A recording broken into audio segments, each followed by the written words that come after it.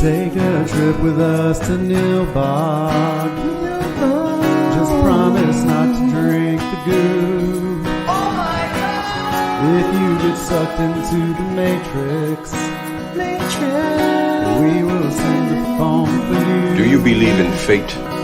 But every movie has a plot hole, and every hole gets filled somehow. Whiskey, wine, or blue milk. Just don't cut me off right now. We're the Plotaholics, a breakfast club of two. We're the Plotaholics, ripping plots apart for you. Yeah, well, that's just like your opinion, man.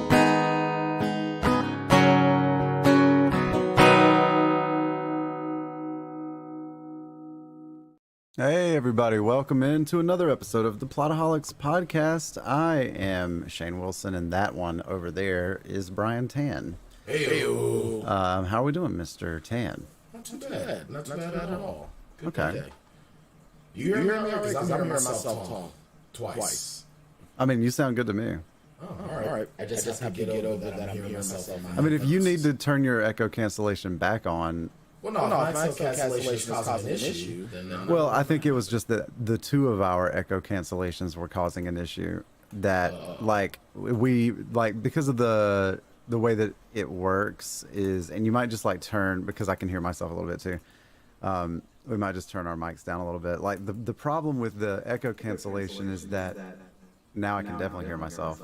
Yeah, I can hear you twice, too. And I can hear myself twice, too. I sound like I'm coming through your speakers. Yeah, hold on. Let me fix that.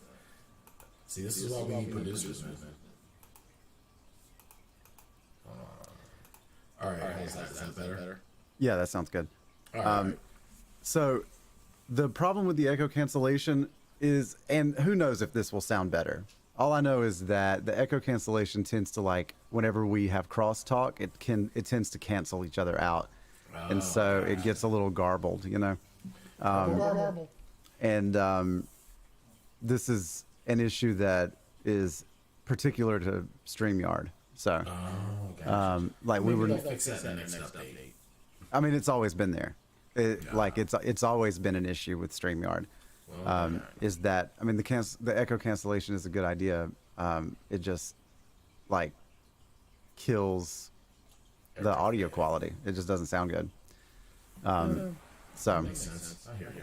yeah, at the same time, I definitely hear myself talking, so I'm turning mine back on. So we'll just sound like garbage. It'll be fine. We've sounded like garbage since we've been recording on StreamYard, which is almost a year now. So yeah, that's true. Because remember the old days when we used to be on a Zoom? yeah, we sounded better. We sounded really good on Zoom. Yeah, we did. And just about the same number of people watched us on YouTube. So That's true. That's true. Thanks, guys. yeah. So anyway, this week, Mr. Tan, we watched Hot Fuzz. Yep. Yeah, I don't know. What do you want to do? A Tanopsis or something? Yeah. So, what's it? Constable Nicholas Angel is the best of the best of the best with honors. But apparently he's making all of the officers in the London Metro Police service look bad. So he has been banished to the countryside, where he realizes that there's a lot more going on in this quiet little village than anyone realizes. It's a horror story about small towns. Yeah, this movie is also a bunch of different genres rolled up into one film. Yeah. Honestly, I have to be honest. Every time I watch this movie, I'm happy with the first hour or so. Yeah. And then I'm happy with the last 15 minutes. It's that other little bit that starts to really just I don't even want to go so far as say bore me, but it kind of feels like a lull. You know what I mean? Like the first hour or so, you know, where we're getting to know like the pacing at the very beginning with the characterization. The mystery that bogs you down.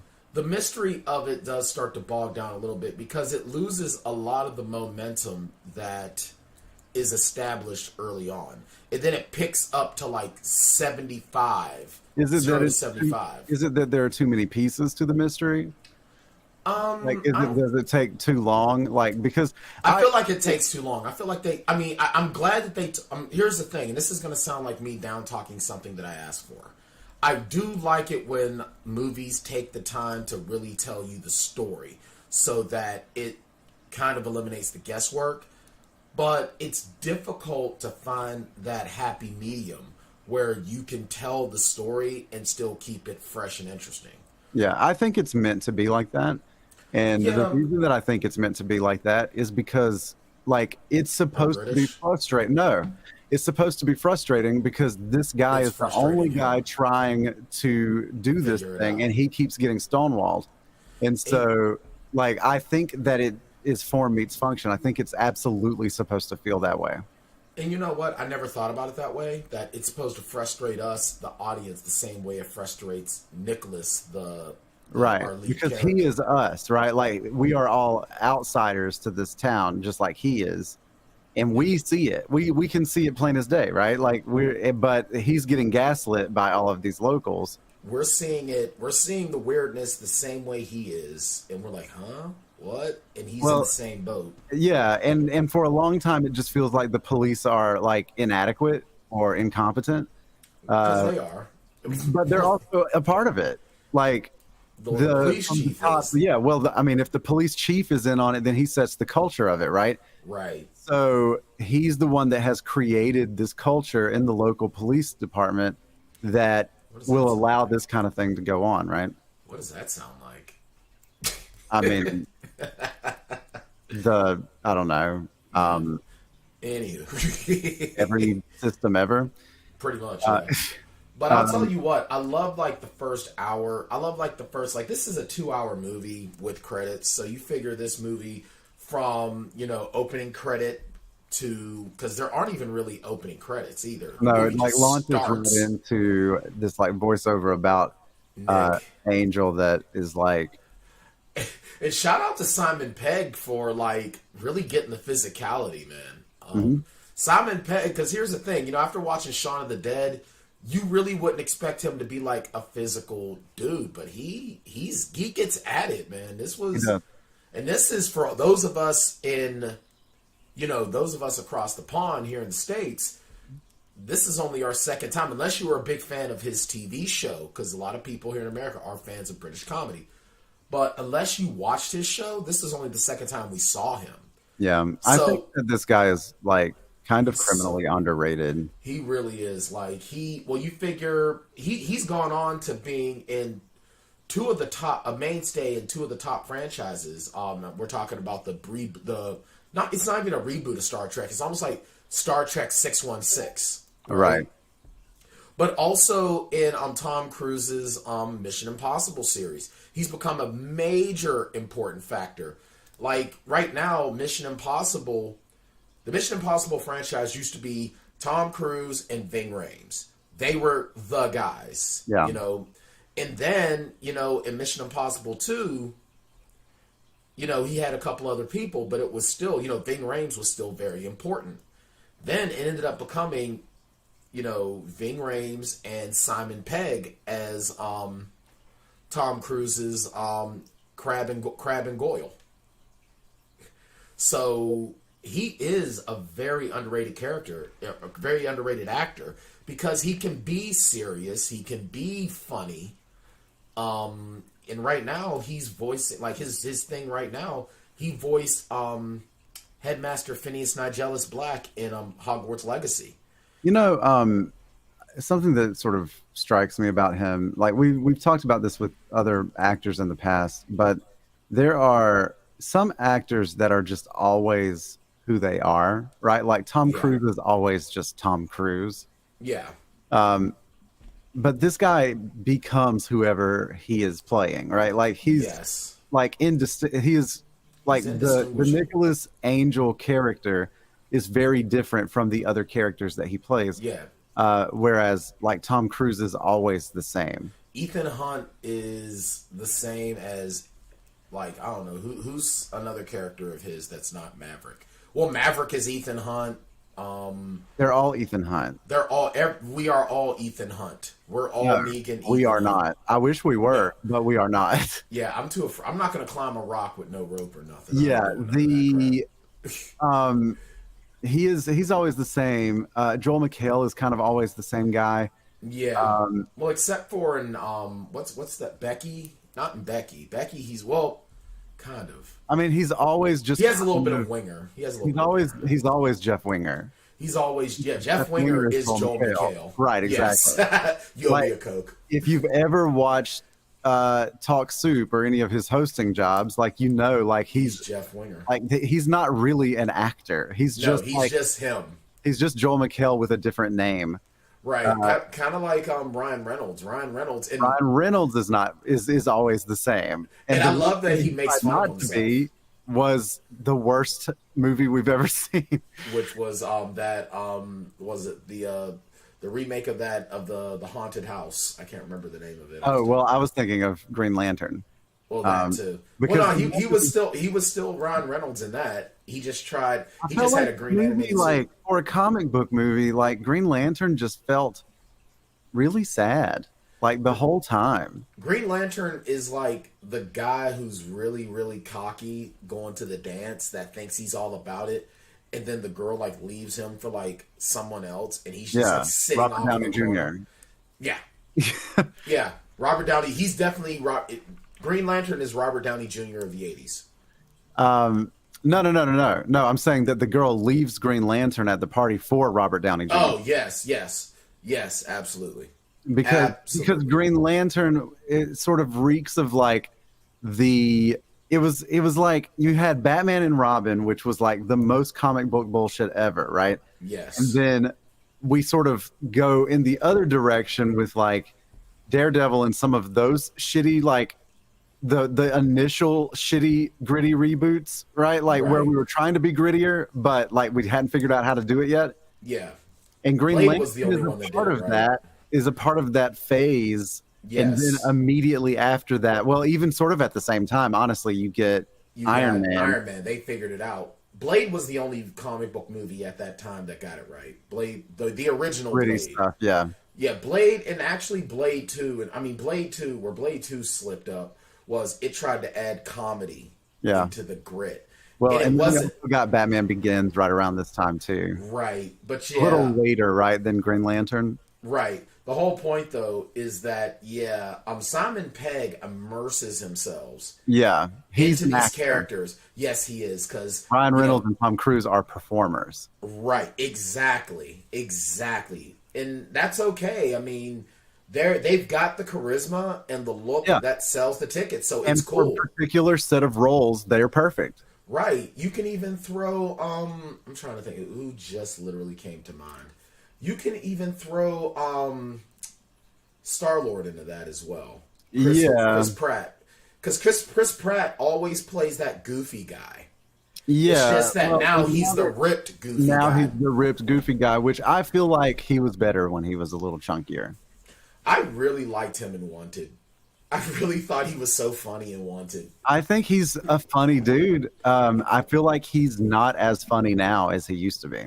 No, because he's at that point now he's where getting the action roles now, and that's like the Jurassic Park character that he plays is not funny. Like he never jokes. It's not. Well, his jokes fall flat. Like I think I watched the first one. Yeah. And I was just like, what did I do to deserve this flat, lifeless Manhattan? I don't understand. Terrible. Like if you cast Chris Pratt, like don't you want him to be Chris Pratt? Like well, even what was that one movie that he did with for Amazon where he's like going back in time and stuff? Oh right, yeah, Tomorrow War or something. Yeah, and even that didn't really. I don't know. From what I understand, that movie that it wasn't horrible, but it wasn't like what I you enjoyed it, expect. but it wasn't because of him. Like anybody else, Right. anybody could. Like the thing that makes Chris Pratt special is his comedy, and if you take that away from him, then he's basically just like an interchangeable cog that you could put any other action star in that same spot, and it'd be the same movie. Well, see, what I'm wondering is if is Chris Pratt going the route of I want to be an actor now, and if that's the case, it's like, bro, you got to remember what brought you. Well, what to has the he dance. done other than Guardians of the Galaxy? That Like, was has good. has he done a movie in the last 5 years that was like a serious role other than like these comic book or blockbuster movies? Because I think he wants to be the next Indiana Jones. Yeah, You know, I Utah could see that. Collinsworth. I think I see that. I see that. And I think he could be good for it if they would let him be like the charismatic, smarky sort of like that, because he has all of the He has stuff the talent. He has that the Harrison talent. Ford had in the 80s. He has all of that stuff. They just need to they need to give him a good script if they're going to let him be like Utah Collinsworth. Yeah, I agree. I think that and it's funny that you make that comparison because yeah, Harrison Ford was the cocky, brash, kind of funny guy. Mm-hmm. But I think the biggest difference is just the eras. Yeah. I really think that if Chris Pratt, yeah, as we give Chris Pratt career advice on a Hot Fuzz episode. Well, I think for me it was in Jurassic World when he was running from something down this hill. I was like, that's the Indiana Jones run. Like, right.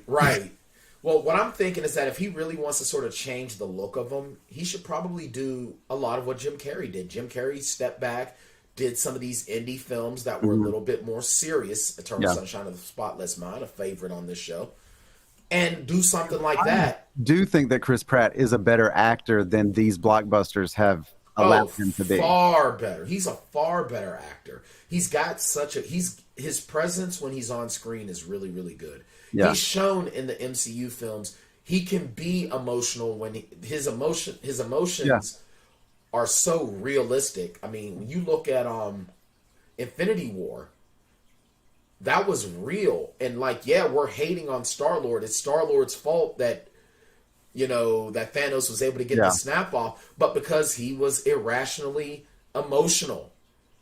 And it was believable and good. Yeah, he's good. He's not terrible. He's not the same as like Tom Cruise or Ryan Reynolds. I think there's more there. Cruise, He just Ryan needs more Reynolds. to do. Right. And you get this guy Simon Pegg. Simon Pegg, I think he sort of did it the opposite way that some of the Hollywood guys do because he did the comedy TV series over there in Europe, in the UK, got super famous, and then him and his besties wrote this script. He got his other bestie to star alongside of him. Now you got Sean and Ed, who are like the newest comedy duo.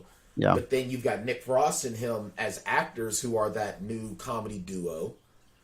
And and it's a complete 180 because Nick Frost is still playing the bumbling sidekick. Yeah. But he's more like the well-meaning bumbling sidekick this time around, not just a loser sidekick. And then you got Simon Pegg, who's this no-nonsense, tough and gritty cop who is basically an action hero cop that takes himself super seriously. Right. Like, he takes the job super serious. He is all about it. And you know that you are way too good at your job when your bosses conspire against you. Yeah. To exile you. At its heart, you mentioned like all of the different genres that are represented here, and there are a ton, of action flicks that are referenced here too. But at its heart, this is a buddy cop movie. It really is. And it's a fun movie. Don't get me wrong. I can deal with the little bit that sort of irks me off in that, when it all starts to come to light. Oh, I think it starts to get a little serious in that section, right? Like that second act. Yeah, that second act turns super serious. Yeah, after you have after Nick and Danny. Yeah, after these two finally like bond and they have their like night out and they watch these movies and everything, like once they're sort of on the same page, That's then when it changes. it starts to get a little bit more serious because there's like actual like serial murder happening in this small town, and he's understandably frustrated by it because no one is letting him investigate it. Well, because you have to understand that it's for the greater good. Yes, and it's for the greater good. It's so small town, and it's such a universally small town thing to want your town to win this stupid fucking contest, and like that you're worried about crime statistics being driven up, so you're just willing to like not press charges against people so that your books look better. And it is just, I don't know, man, like it's so small town bullshit. Yeah, it really is. It really, You know what I mean? really is. Yeah.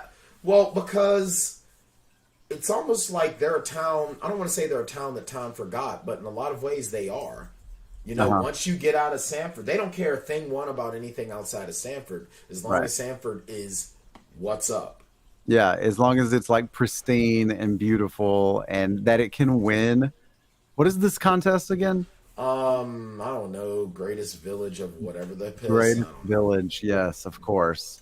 Village of the year. Village of the year. There you go. So whenever he, so the thing that I love about this movie is like how he like rolls up in this village before he even clocks in for the first time, and he just starts arresting people.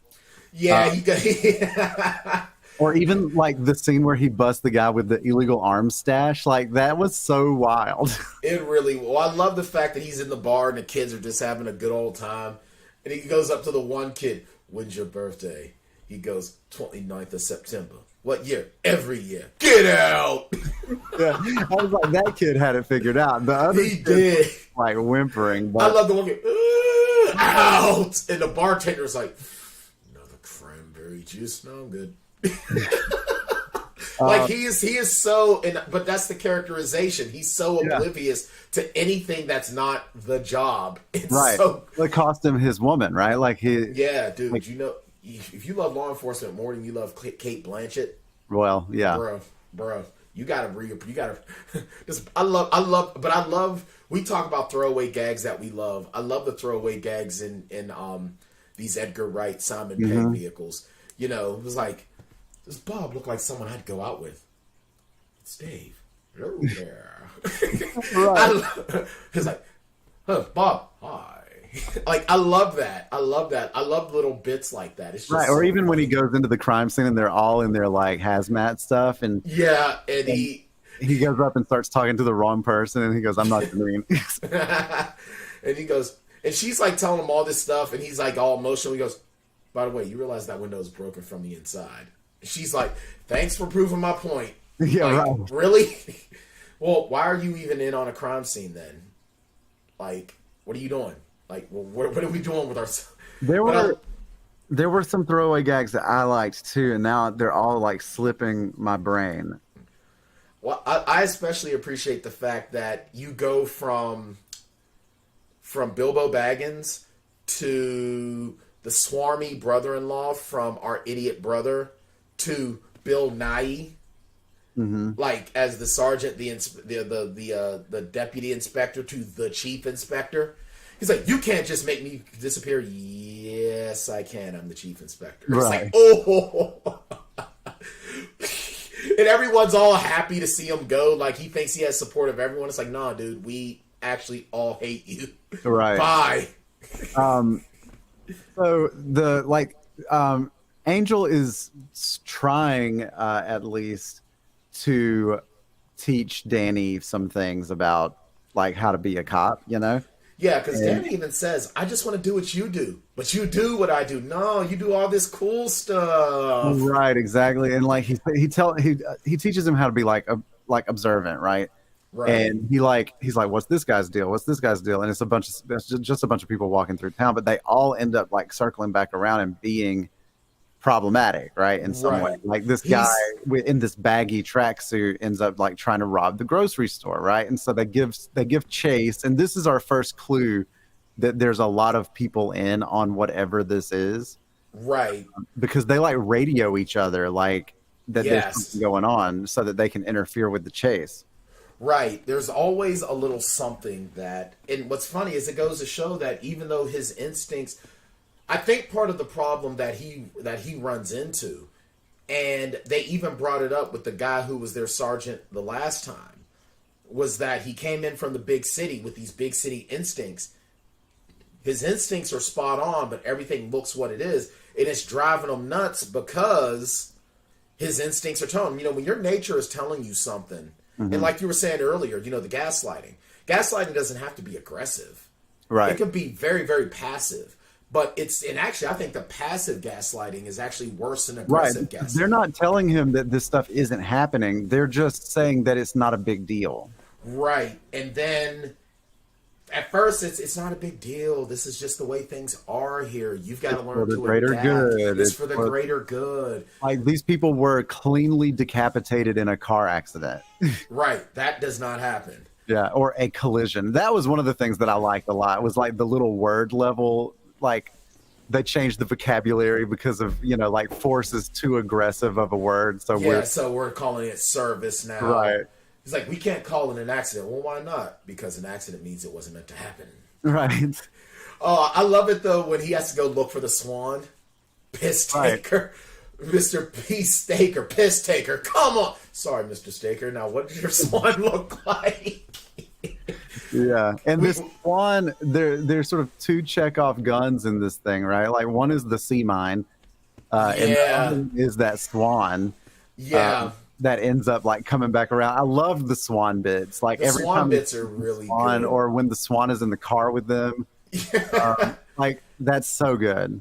What I really enjoy about this movie, at least for us in the States, we get this mindset that, you know, actors from another country, that's all there are.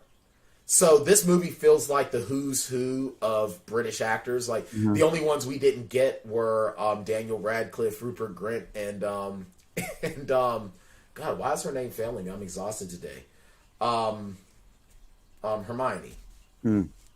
Like, they're like the only ones we didn't get because we got because the guy who owns the guns in the mine, that's Mr. Filch. You know, yeah, we didn't get Stephen Fry though. We didn't get Stephen Fry, no. Who I do like a lot.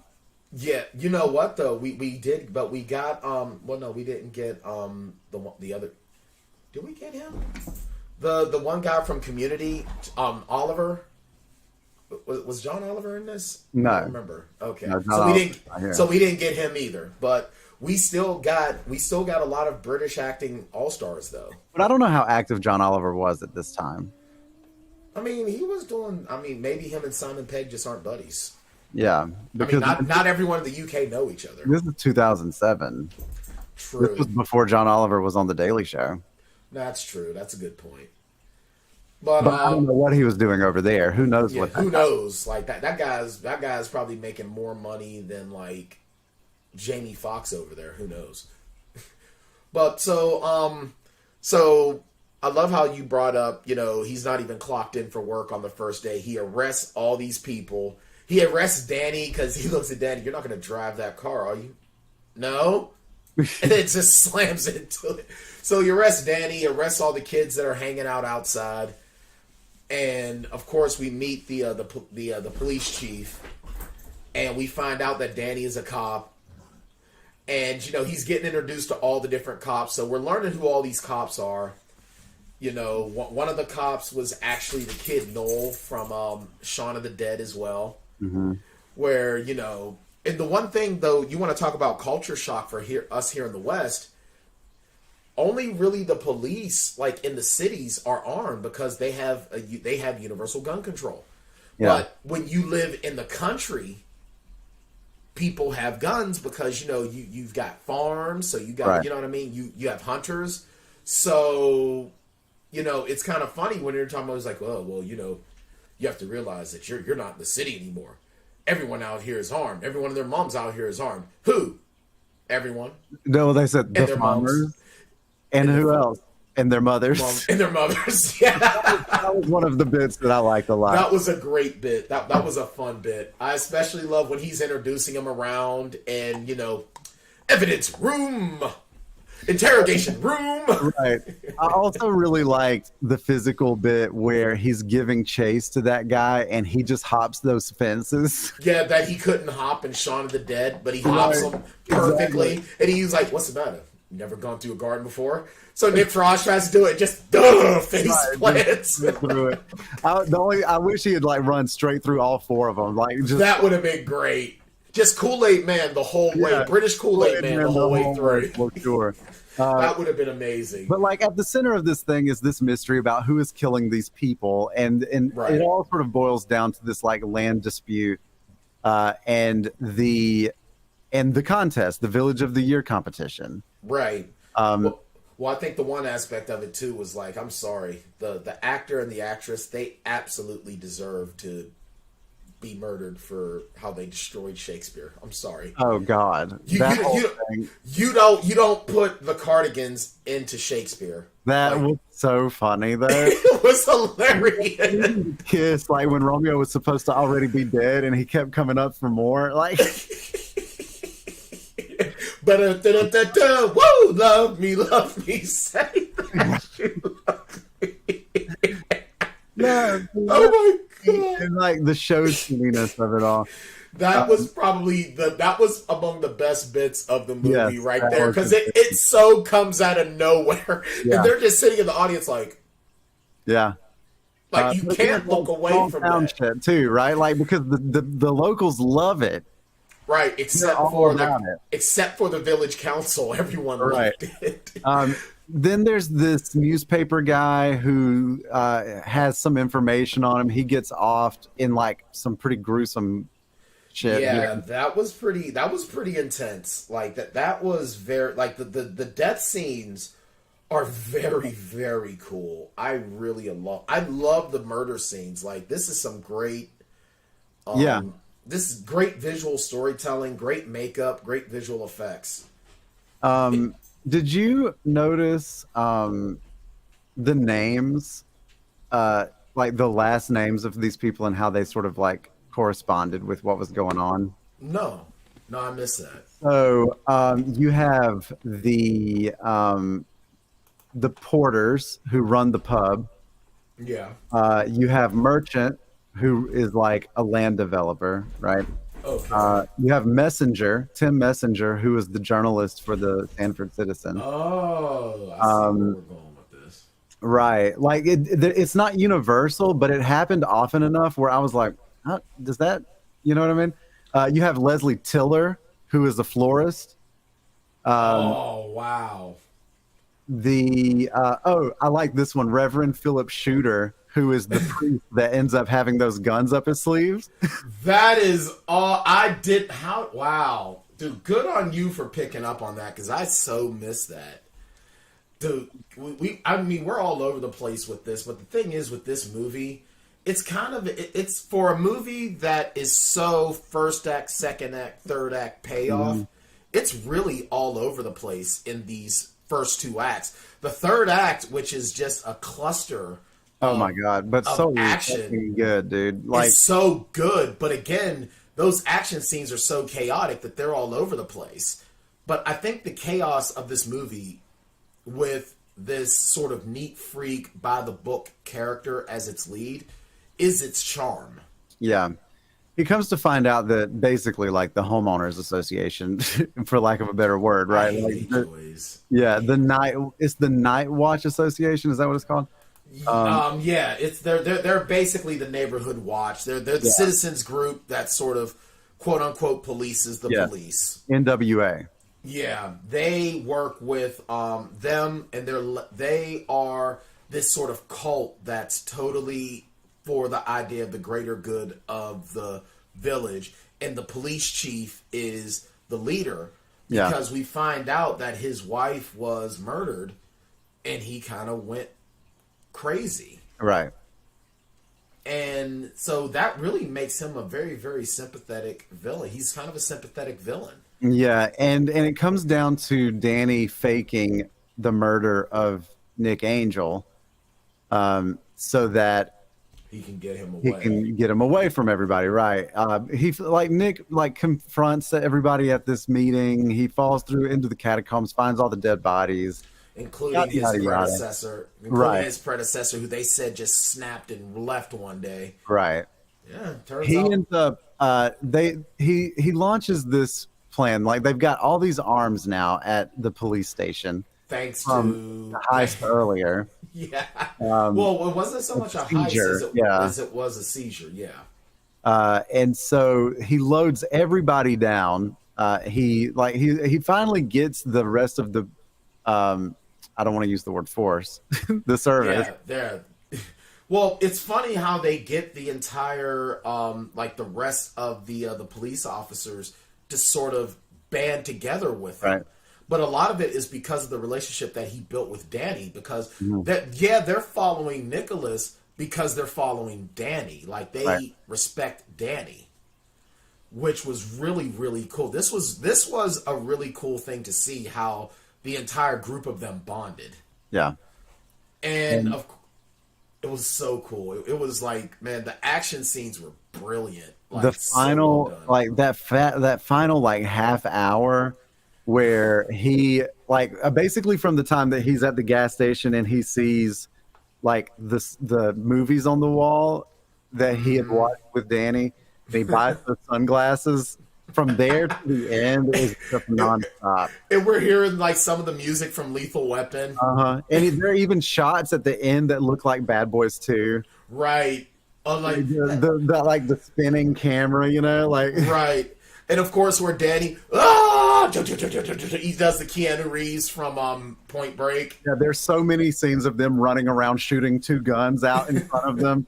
Which, as someone who's fired guns before, is not practical. No, it's not even close to practical. But him walking up in the square on that horse, that was loaded to the gills. That was rugged, and he's got the glasses on, and he's just like, "Let's dance." Yeah. That was an Al Bundy moment there. But I loved so much all these old people pulling out all of these guns from nowhere. Oh man, and we got to give a shout out to Timothy Dalton because he is so good in this. Yeah, he really is.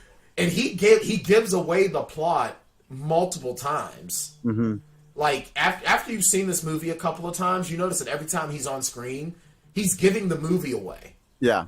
It's kind of like in Get Out, where he's referring to the scene every time, right? Right. But just in his dialogue, he's giving away everything. It's kind of like in Get Out in the opening credits when they're singing the music that's in the opening credits. Mm-hmm. It is a warning. Mm-hmm. But since we don't speak the language, we don't know. Yeah. And that's just great filmmaking, great writing.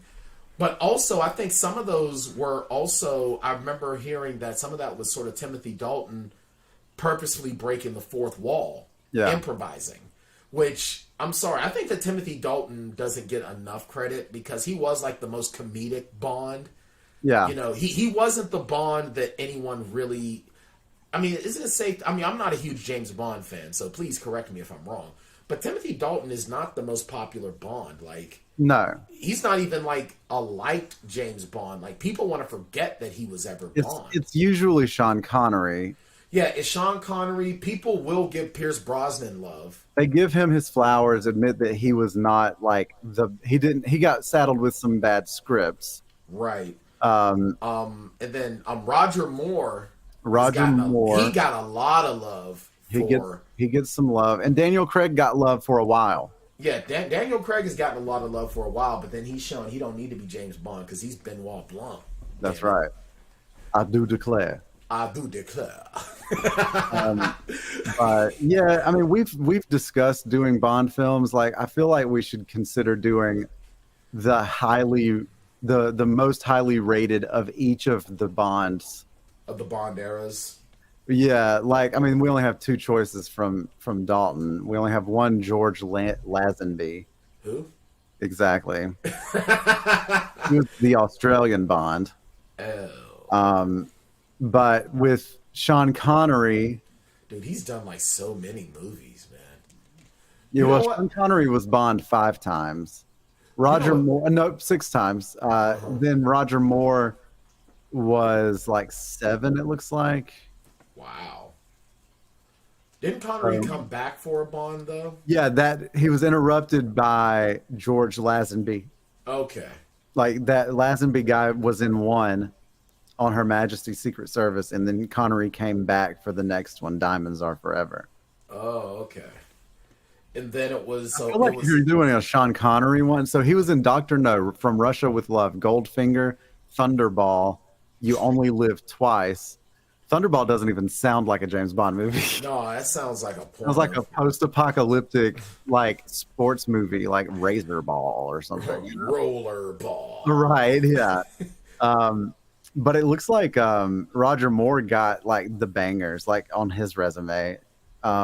Live and Let Die, The Man with the Golden Gun, The Spy Who Loved Me, Moonraker, For Your Eyes Only, Octopussy. I was getting ready to say who's in Octopussy, because I remember Octopussy came out, I think that was the first Bond to come out in my lifetime. 83. Yeah, because I was born in 79, so that was the first. You had 79 was Moonraker and 81 was For Your Eyes Only, but Octopussy would have been the one you were old enough to remember. Right, yeah, exactly. So, yeah. And then plus Timothy the Dalton, title. Yeah, Timothy Dalton was in License to Kill and The Living Daylights, and then there was a 6-year gap between License to Kill and the first Pierce Brosnan, which was the best Pierce Brosnan, GoldenEye. Which also came out with one of the greatest first-person shooters of all time. Even I love it, and I hate first-person shooters. Sure. Yeah, that was a banger as well. And that movie's its mythos and its staying power is due in part to that video game.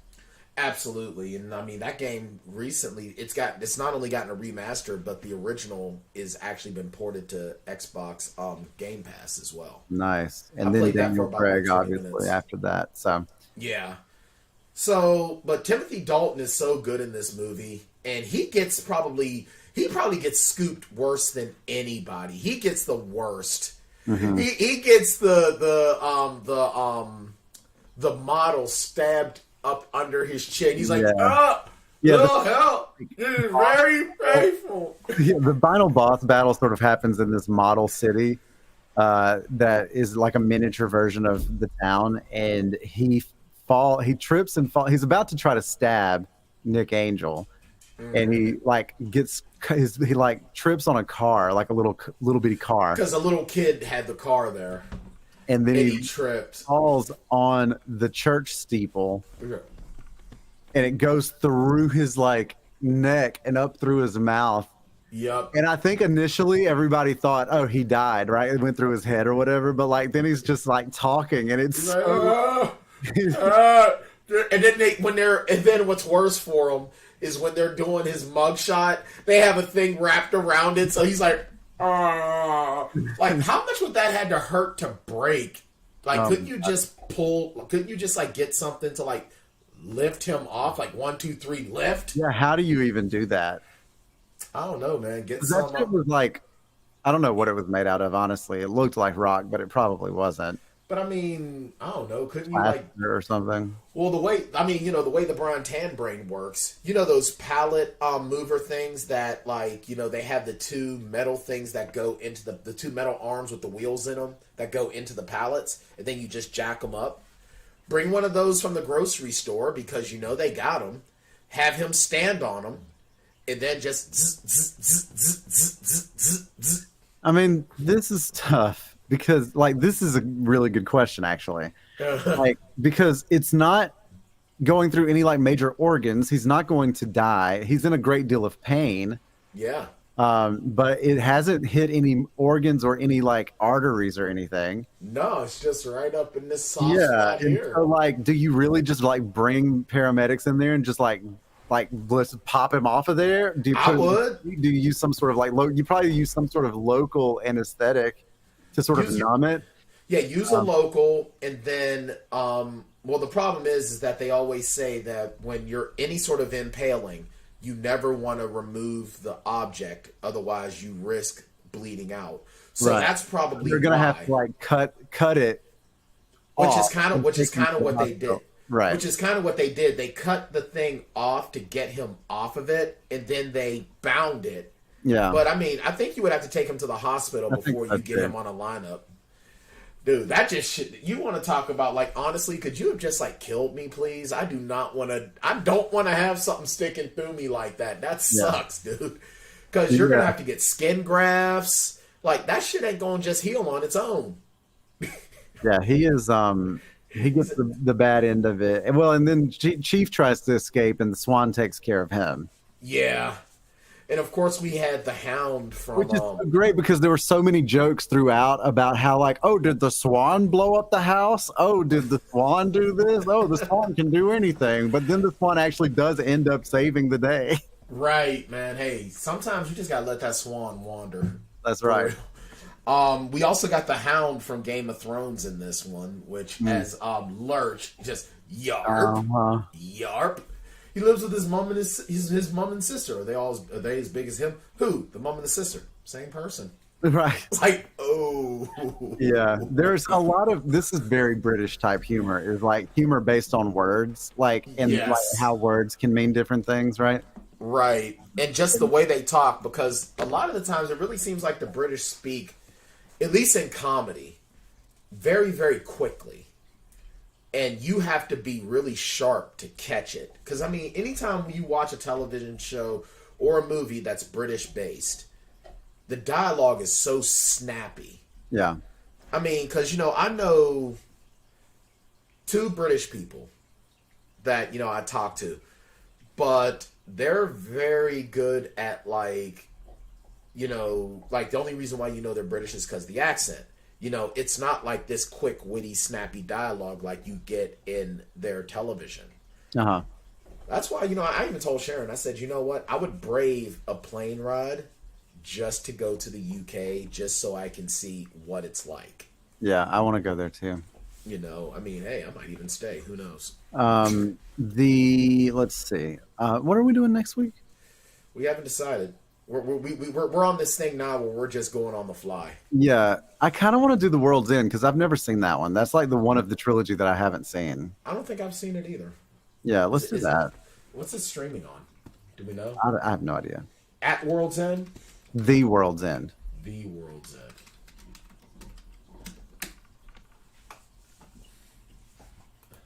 All right, see what all right, the world. Yeah, I have not seen this one either. I kind of want to. All right. Wright said in an interview for Entertainment Weekly, we thought it would be a funny idea to do a sci-fi film where even the people who are going to be your saviors are hammered. Nice. So I can get behind that. Yeah, I mean, hey, between, what's funny is that when I went to put in, to get ready to record yesterday's Tan Talks for The Last of Us, the Joe Compton video came up, and it's like, it makes me laugh so much to see you and him hammered, and Joe is just like singing our praises, hammered like hell. The hero, the Plotaholics historian and hero, hammered as all hell. That's the absolutely. Well, do we? Okay. So, like, obviously, the day is saved. Yada yada yada. Yeah, the day is saved. Nick Angel actually becomes the chief. Well, I'm sorry, the chief. Well, he turns down a return to London. Yeah, they try to get him to come back because crime is out of control, and he's like, "No, I'm gonna stay here." Yeah, and he becomes the chief. Danny becomes the sergeant. Nick has learned how to shut off every now and again. And yeah, everyone is happy. The day is saved. Oh, happy day. Yep. All right, so here's Smiley with our rating system, and then we will get you on your way. Yep. The Plotaholics rating system for the movies is a pretty simple system. Basically, they rate movies based on how many shots it takes to get through them. So if you got a good movie and you get through it all the way sober, then it takes 0 shots to get through the movie. And then if you got a really bad movie, then it could take up to 5 shots to get through the whole thing. I think you can try to figure out the middle part yourself. So what can I get you? It's probably a 1 for me. I think I'm with you. Like, it could be a smidge tighter, but only a little. Like, only a little tighter. And they could cut from a couple of different places, probably. Like, they could make the development of the Danny Nick friendship a little faster. They could have made like the investigation a smidge faster. The one place I don't want to lose any time is in that shootout. Absolutely. Don't touch the shootout. Don't touch the shootout at all. Yeah. Yeah, I'm gonna give this I'm gonna give it a 2-shot rating just because, like I said, I love the movie in and of itself, absolutely. But yeah, some of the parts where it really makes it lag so long. And actually, I'm not gonna lie, the other night when I was rewatching this again, I fell asleep. And I'm sorry if I fall asleep on a movie, that's kind of because there are times where You fell asleep last week. yeah, I did. You said you did. Oh wow, I must be turning narcoleptic in my old age. What did we even watch last week? Scott Pilgrim. Yeah. Well, no, I didn't. Well, no, I only fell asleep because I was having an insomnia moment, and so I rewatched it. I was watching it because I was dealing with some insomnia, and then I finally fell asleep. For some reason, Sex Bomb helps me to rest. Yeah. But no, you know what? I'm giving it a 2 just because. But I've always had that issue with that part of the movie. It just feels like it just drags too long. I get why it's there, but it's just a little bit. You know, it's one of those things where it's the sometimes the price to telling a good story is that you're going to have a little bit of a lull sometimes. Yeah. Yeah. So great flick, absolutely amazing. Everyone was perfectly cast. The dialogue is snappy, witty, fun, and hilarious. It's what you want out of your British humor. Yeah. So next week we'll do The World's End. Yeah. And then we'll take it from there, I guess. Yeah, sounds like a plan. Let me see what that means. So we'll be into March then. I don't know. We'll figure something out. Yeah. Or not. Whichever. Whatever. Is anyone noticing anyway? I mean, roughly 25 people. Oh, well, we have to make sure we keep those. Well, and that's only if we assume that they all listen straight through, because if not, then we could be just being listened to by 5 people 5 different times each week. That's a good point. You know what? I think at the end of the day, we have to entertain those 5 or 25. Or, I mean, they'll find someone else. Or they'll find someone else. Who knows? Yeah, it's fine. I'm getting so tired. I'm always tired anymore.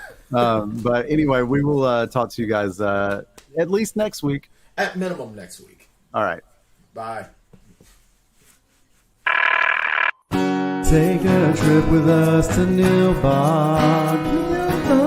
Just promise not to drink the goo. Oh my God! If you get sucked into the Matrix, we will send a phone for you. Do you believe in fate? But every movie has a plot hole, and every hole gets filled somehow. Whiskey, wine, or blue milk. Just don't cut me off right now. We're the Plotaholics, a breakfast club of 2. We're the Plotaholics, ripping plots apart for you. Yeah, well, that's just like your opinion, man.